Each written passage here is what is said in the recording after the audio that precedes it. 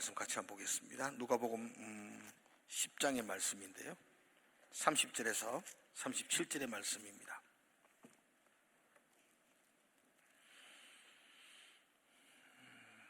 누가복음 10장 30절에서 37절입니다. 제가 먼저 30절을 읽겠습니다. 예수께서 대답하여 이르시되 어떤 사람이 예루살렘에서 여리고로 내려가다가 강도를 만나며 강도들이 그 옷을 벗기고 때려 거의 죽은 것을 버리고 갔더라.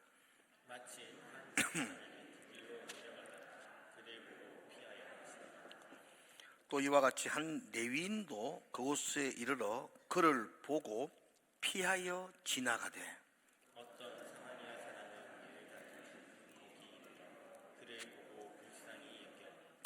가까이 가서 기름과 포도주를 그 상치에 붓고 사매고 자기 짐승에 태워 주막으로 데리고 가서 돌보아 주니라.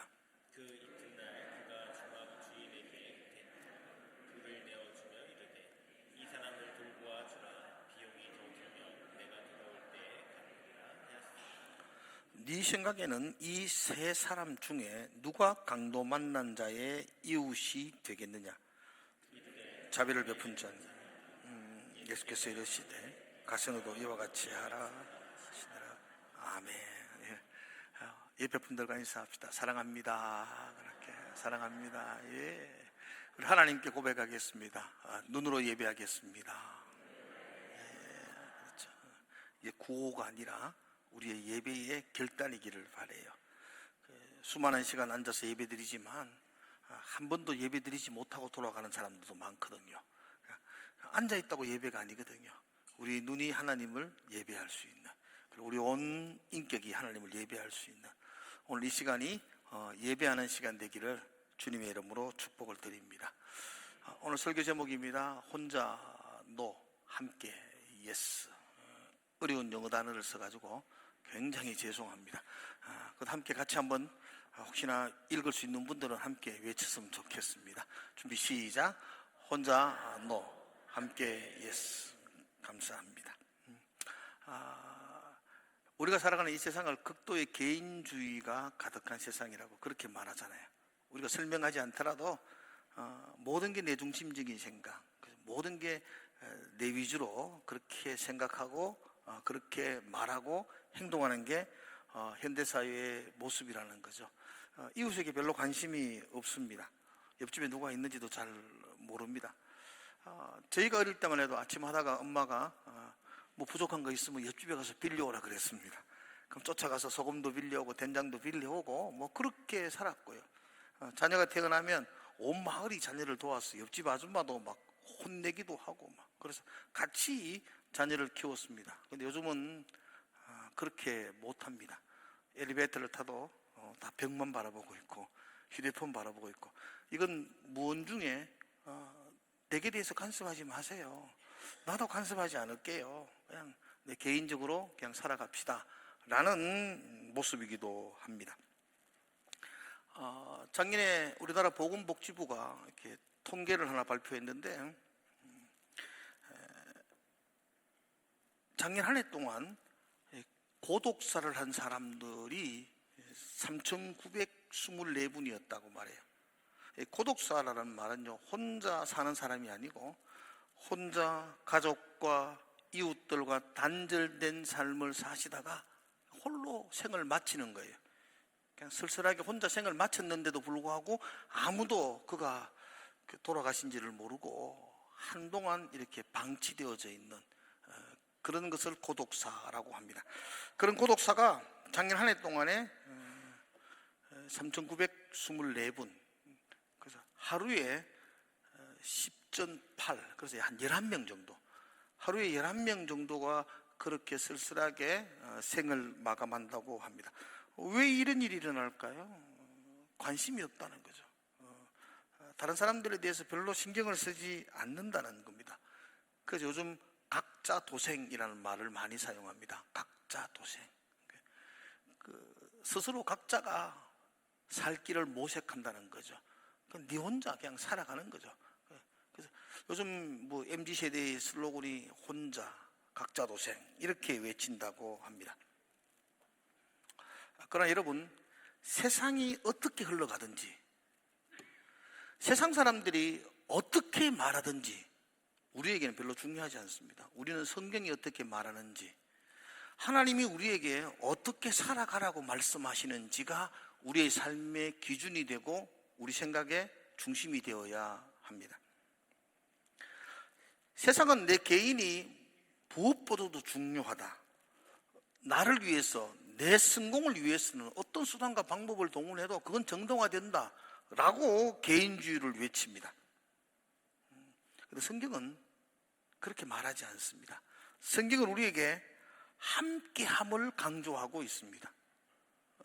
하나님이 아담이 혼자 독처하는 것을 매우 보기 싫었다고 말해요. 하나님은 아담이 함께하기 위해서 하와를 그 곁에 두셨다고 말씀합니다. 갈라디아서 6장 2절, 우리 주일학교 아이들은 이게 요줄인데요, 갈라디아서 6장 2절에서도 이 성경은 우리에게 이렇게 말합니다. 너희가 짐을 서로 지라, 그리하여 그리스도의 법을 성취하라, 이렇게 말합니다. 혼자 각자 도생하는 것이 그리스도의 법, 성경의 가르침이 아니라는 겁니다.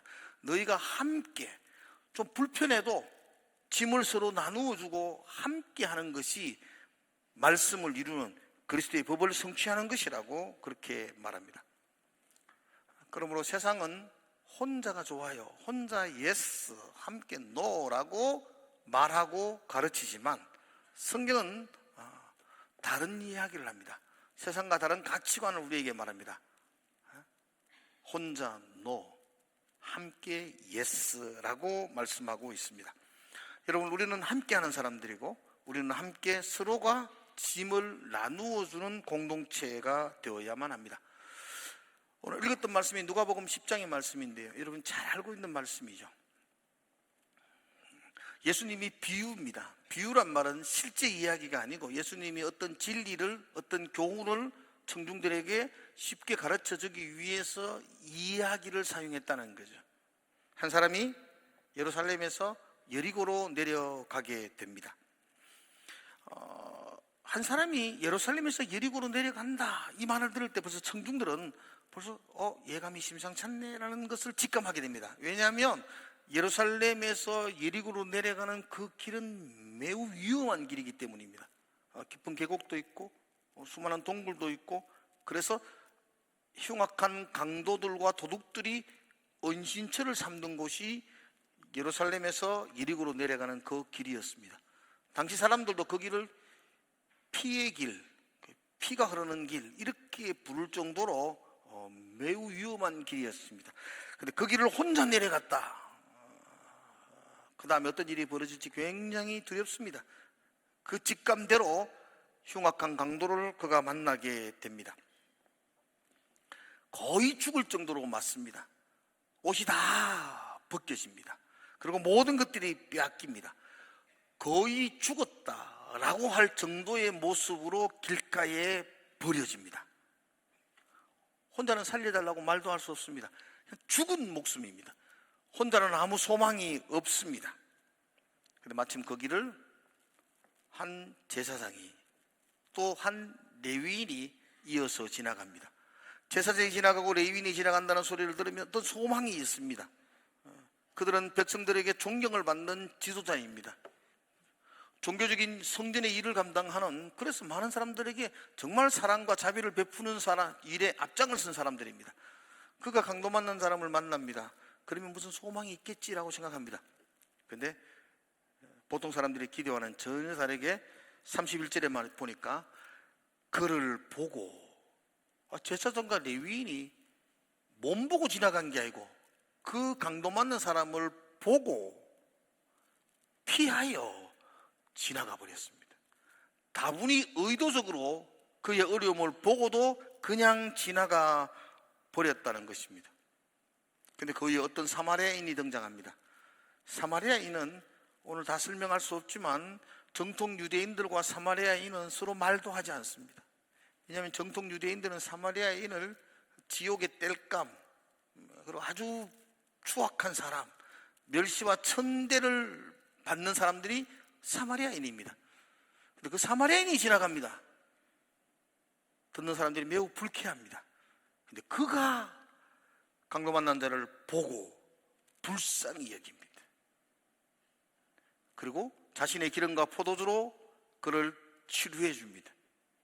자신의 짐승에 태워서 주막까지 안전하게 인도합니다. 그리고 자기가 가지고 있는 2데나리온의 돈을 주모에게 주면서 치료를 부탁합니다. 더 비용이 들면 내가 올 때에 다 갚겠다고 약속을 해 줍니다. 그리고 예수님은 이야기를 듣는 청중들을 향하여 너도 가서 이와 같이 하라, 그렇게 말씀함으로 이 이야기를 끝을 맺고 있습니다. 우리 이야기 많이 들었죠? 예수님이 하시고 싶어하는 교훈이 뭘까요? 너도 선한 사마리아인처럼 이웃을 돌보라. 성경을 많이 알고 있고 하나님을 잘 섬긴다고 하는 제사장과 레위인처럼 그렇게 위선적으로 살지 말고 주의 말씀을 이웃들에게 실천해라. 선한 사마리아인처럼 그렇게 살아라 라고 우리는 알고 있습니다. 그러나 이 이야기는 그렇게 끝나는 이야기가 아닙니다. 더 심오한, 더 깊은 마음이 담겨져 있습니다. 물론 선하게 살아라, 착하게 살아라는 말이 없는 건 아닙니다. 그 말이 틀린 말은 아니지만 예수님이 하신 말씀의 본질적인 뜻은 그렇지 않다는 걸 여러분들이 염두에 두셔야 됩니다. 그럼 뭐야? 궁금하신 분들은 작년 9월 달에 제가 누가 강도 만난 사람의 이웃인가라는 설교를 수요를 했습니다. 찾아서 들으시면 됩니다. 뭐 뒤에도 잠깐 이야기하겠지만 그 설교는 한 100년에 한 번 나올까 말까 한 주옥 같은 설교입니다. 들으시면 이 선한 사마리아의 비유의 그 핵심적인 이야기들을 우리가 보게 될 겁니다. 아무튼 오늘 이 부분은 선하게 살아라는 이야기가 없는 건 아니지만 오늘 이 비유를 통해서 여러분들이 먼저 관심을 가지면서 이 설교를 풀어나가고 싶은 주제는 왜 그들이 지나갔느냐는 겁니다. 왜 레위인과 왜 제사장은 그 어려움을 당한 사람을 보고 그냥 지나갔는가, 이 물음을 먼저 한번 살펴보면서 이 이야기를 좀 진행해 나가 보려고 합니다. 왜 제사장과 레위인들은 그냥 지나갔을까? 정통 유대인들은 이렇게 생각합니다. 시체는 부정해지니까 그 부정한 것을 만지면 레위인과 제사장은 본인이 부정해지면 정결의 기간이 있을 때까지는 성전의 일을 할 수가 없습니다. 그래서 불쌍한 사람을 보고도 부득이 그 종교적인 이유 때문에 부정해지지 않기 위해서 그냥 외면하고 지나갔다라고 말합니다. 물론 굉장한 일리가 있는 이야기입니다. 또 하나는 레위인과 제사장의 입장에서 볼 때에는 얼마나 겁이 나겠습니까? 그 길은 워낙 위험한 길이고 무서운 길입니다. 조마조마하면서 자기고 걸어오고 있다가 강도 만난 사람을 봅니다. 거의 죽을 지경으로 그렇게 맞아서 버려진 사람을 봅니다. 그러면 그 일이 내게도 닥치지 않을까라는 두려움이 생겨나게 되겠죠. 나도 여기서 조금 머뭇거리다가는 나도 이렇게 되겠구나라는 생각을 가지게 되겠죠. 그래서 부랴부랴 피하여 도망갔다라고 생각할 수도 있습니다. 물론 둘 다 맞는 이야기입니다. 그래도 그렇게 하면 안 되는 이야기입니다. 아무리 두려워도 어려움을 당한 사람들을 도와주는 게 그게 지도자의 역할이고, 종교적으로 아무리 부정하다 그래도 생명을 살리는 일이 부정해지는 것보다는 더 우선적인 거 아니겠습니까? 내가 좀 부정해지더라도 생명을 살리는 것이 우선적이기 때문에 그게 하나님의 말씀의 실천이죠. 그래서 그렇게 제사장과 레위인이 그렇게 행동하는 것은 옳지 않은 행동이었습니다. 그래서 제가 오늘 이 본문을 쭉 보다가 이렇게 생각난 게 있다면, 이 레위인과 이 제사장의 마음속에 새롭게 본 것이 있다면, 그들은 어려움을 당한 그 강도 만난 사람을 나의 이웃이라고 생각하지 아니하고 내 가는 길을 가로막는 방해물이라고 생각했기 때문에 급히 도망했다. 저는 그렇게 보여집니다. 다른 이유도 있겠지만 그 어려움을 당한 사람이 내 가족, 내 친구, 내 이웃이라고 했다면 두려워도 내 딸이라고 했다면 내가 종교적으로 부정해지더라도 나는 그의 생명을 살리는 일에 내가 내 시간과 헌신을 드렸을 겁니다. 그런데 그 레위인과 제사장은 그 어려움을 당한 사람을 내 이웃이라는 생각을 가지지 아니하고 내 일을 방해막는, 내 일을 가로막는 방해물로 생각했습니다. 어쩌면 개인주의로 살아가는 우리의 마음도 이렇지 않을까 싶습니다. 내 도움이 필요한 사람, 어려움을 당한 사람을 보면서도 그들보다는, 그 어려움을 당한 것보다는 내 시간이 중요하고, 그들보다는 내 일이 중요하고, 내 할 일이 더 우선적이라고 생각하기 때문에 그들을 도와줄, 그들에게 마음을 쓸 여유를 가질 수 없는 것이죠. 이 제사장과 레위인도 동일한 이야기입니다. 내 이웃이라고 보는 시각이 아니라 나의 방해물이라고 봤기 때문에 피하여 지나가 버렸습니다. 그런데 그들이 지나가 버린 그 자리에 한 사마리아인이 찾아옵니다. 멸시를 받는 사람입니다. 주변 사람들에게 천대를 받는 사람입니다. 그런데 그는 찾아와서 도와줍니다. 불쌍히 여기고 자기의 모든 것을 들여서 그를 치료해주고 끝까지 치료해주겠다고 약속합니다. 자, 이제 여러분들께 한번 질문을 드리면서 마지막 마무리를 합시다. 이 강도 만난 사람이 누군가요? 여러분, 이 험난한 피의 길을 지나가다가 자기가 원하지 않지만 어쩔 수 없는 상황에서 강도를 만나서 거의 죽게 되어서 버려진 바 된 사람이 누굴까요? 납니다. 우리입니다. 우리. 이 비유는 우리 이야기를 하는 겁니다.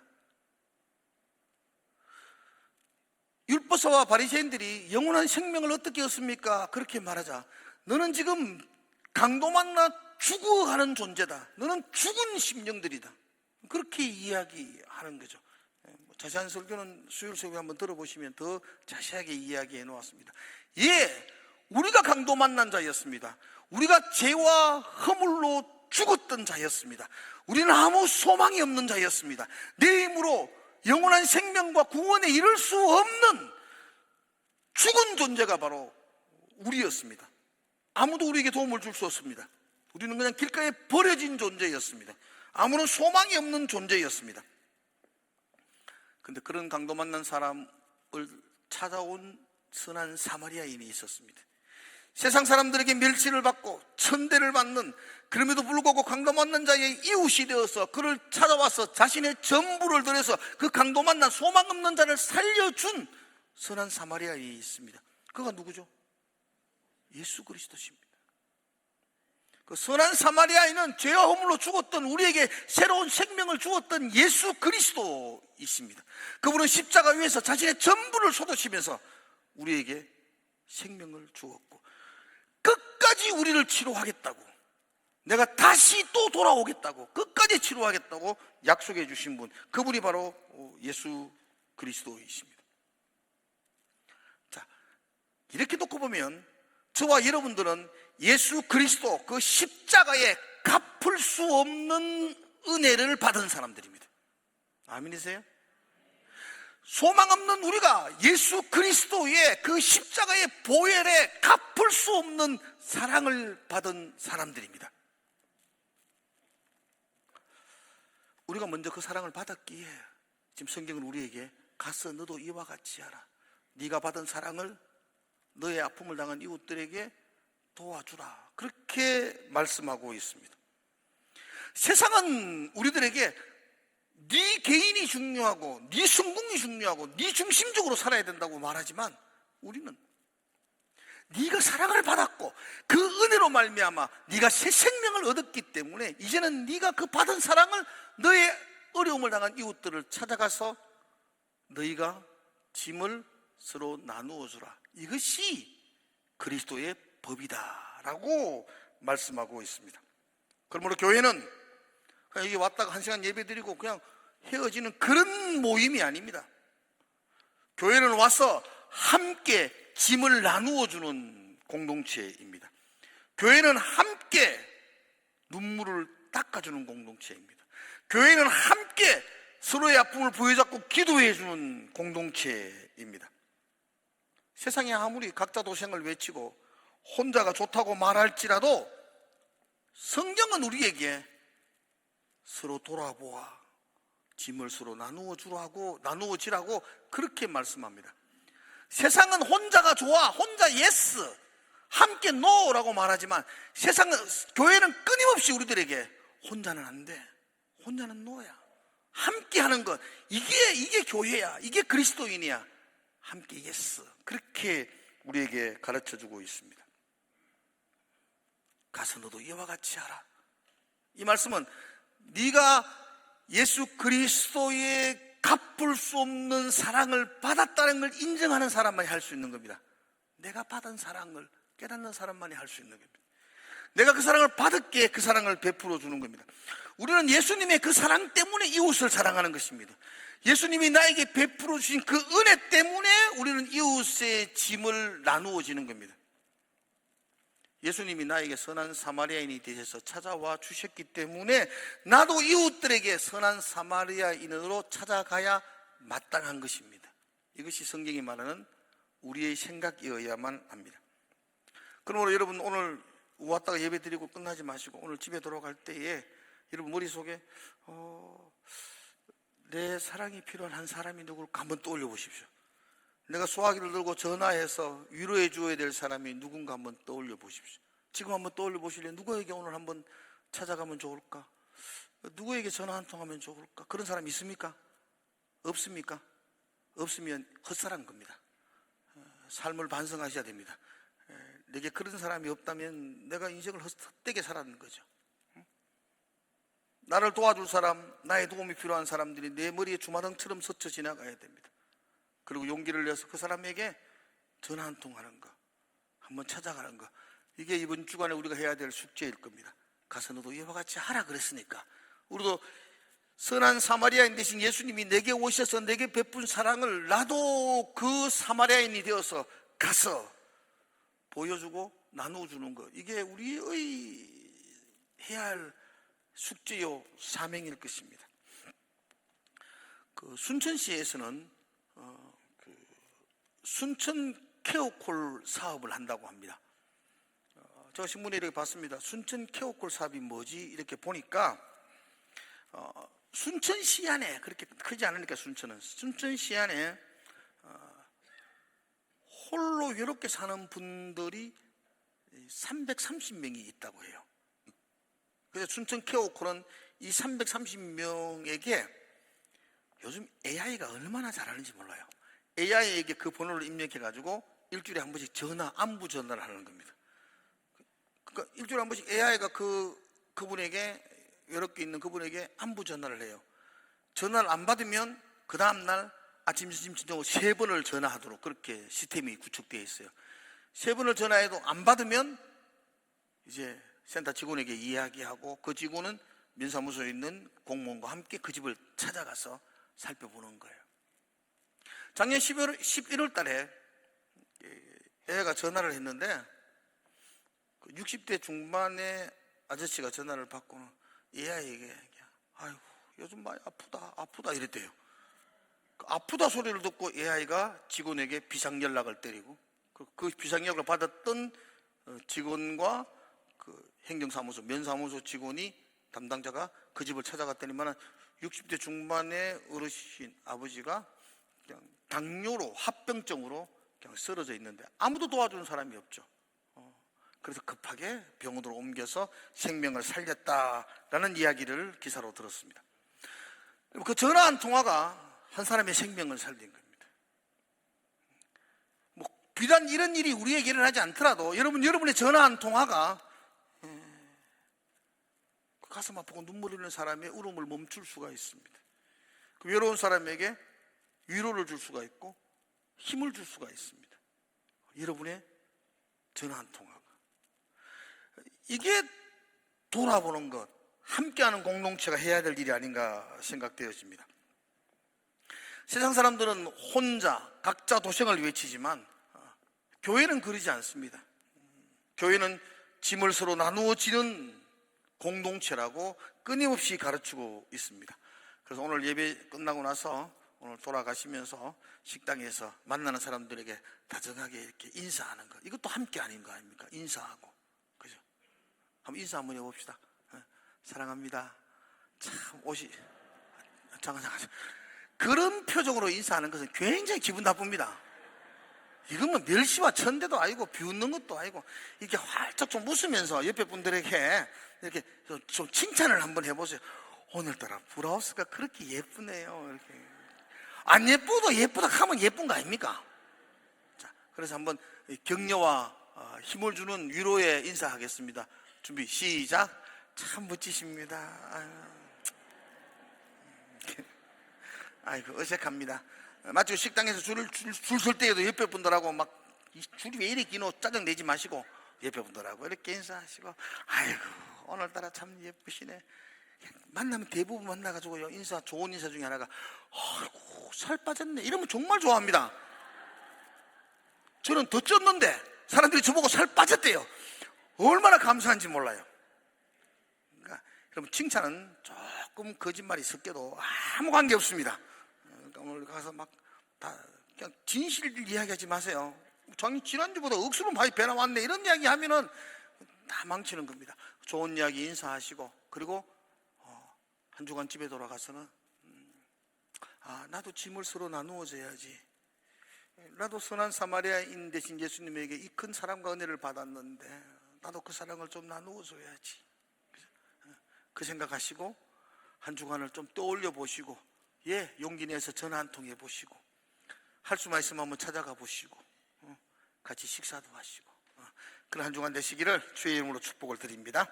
기도하겠습니다. 하나님 감사합니다. 선한 사마리아인으로 우리에게 찾아오신 주님을 찬양합니다. 흉악한 강도 만나서 죄와 허물로 죽었던 우리들을 살리시고 영생으로 끝까지 책임지신 주님을 찬송합니다. 내가 그 사랑을 입었기에, 내가 그 은혜를 입었기에 나도 오늘 가서 내게 오신 그 선한 사마리아인처럼 나도 나누고 베푸며 함께하는 삶을 살기로 다짐합니다. 성령께서 우리의 삶을 인도하시고 우리의 삶을 붙들어 주시옵소서. 예수님 이름으로 기도드리옵나이다.